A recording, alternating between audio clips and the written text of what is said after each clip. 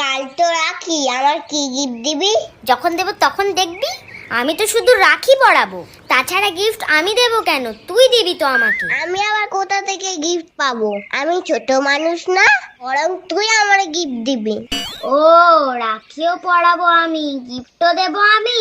কেন, সবাই তো দেয়। আর কি গিফট দিবি বলতো? দোতলা স্কেল বক্স, একদিকে পেন্সিল থাকবে, রবার থাকবে আর পেন থাকবে। বক্সের উপরে শার্পনারও থাকবে আর একটা লাইটও থাকবে। লাইটটা যেন আবার জ্বলে। আর এমন ভাবে গিফটটা দিবি না আমি জানতেই না পারি, আমি যেন সারপ্রাইজ হয়ে যাই। হ্যাঁ, এ কি আবার সারপ্রাইজ? শোন, এই রাখিটা বেঁধে দিয়েছি, খুলবি না, এতে অনেক শক্তি আছে। তাহলে কি আমি শক্তিমান হয়ে গেছি? হ্যাঁ, এবার তুই আমার গিফটটা দে তো। আচ্ছা, দাঁড়া দাঁড়া, হাত পাত। এটা আবার কোনো গিফট হলো?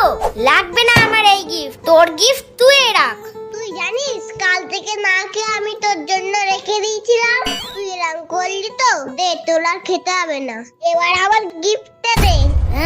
একটা ছোট লজেন দিয়ে আবার ভালো গিফট চাইছি। এই গিফটটা আমার, আমি আর তোর দেব না। তুই তোর পছন্দের লজেন খাগে যা। না, তুই আমার জন্য এনেছিস, আমাকেই দিবি। না, আমি দেব না, এটা আমি পছন্দ করেছি, এটা আমার গিফট। দিবি না মানে?